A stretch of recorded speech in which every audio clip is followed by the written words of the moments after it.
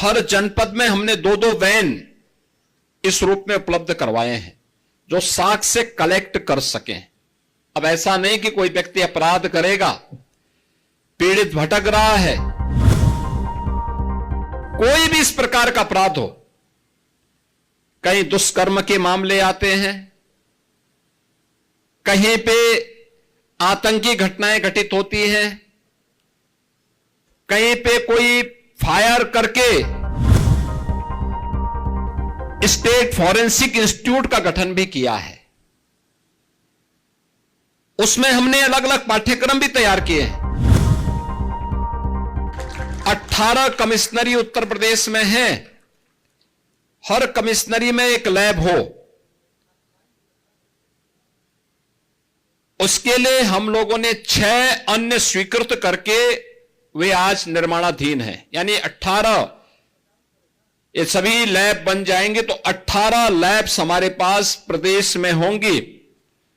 और वह लैब भी केवल सामान्य नहीं, जिनमें हर प्रकार के फॉरेंसिक साइंस से जुड़े हुए उस पहलू की जांच की जा सकती है जिससे अपराधी के खिलाफ एक ठोस साक्ष्य समय पे हम न्यायालय में प्रस्तुत करके उसे दंडित करवा सकें और एक पीड़ित व्यक्ति को न्याय दिला सकें।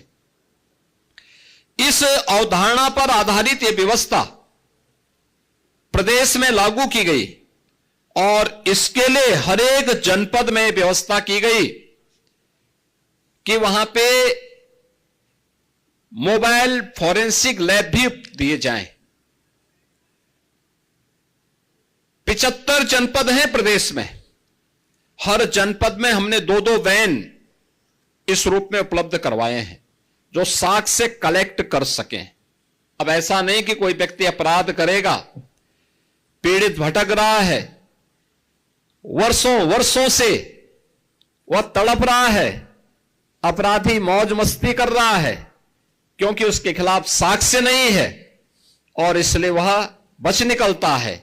लेकिन अब बचेगा नहीं, क्योंकि अपराध होने के कुछ ही घंटे के अंदर उसके खिलाफ पुख्ता साक्ष्य होगा और साक्ष्य के साथ साथ लैब भी होगी जहां पे एक्सपर्ट बता देगा कि हां यह इस व्यक्ति से मिलता जुलता है और इस व्यक्ति ने यह अपराध कारित किया है।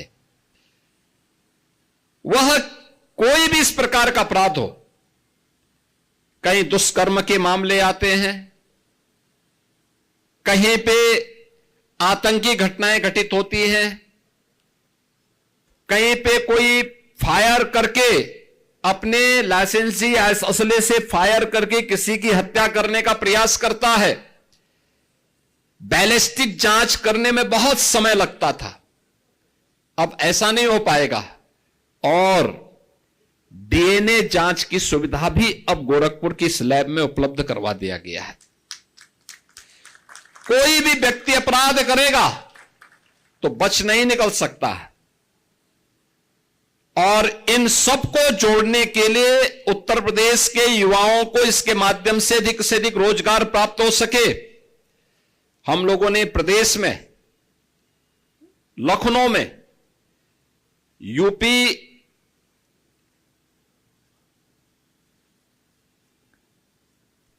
स्टेट फॉरेंसिक इंस्टीट्यूट का गठन भी किया है। उसमें हमने अलग अलग पाठ्यक्रम भी तैयार किए हैं।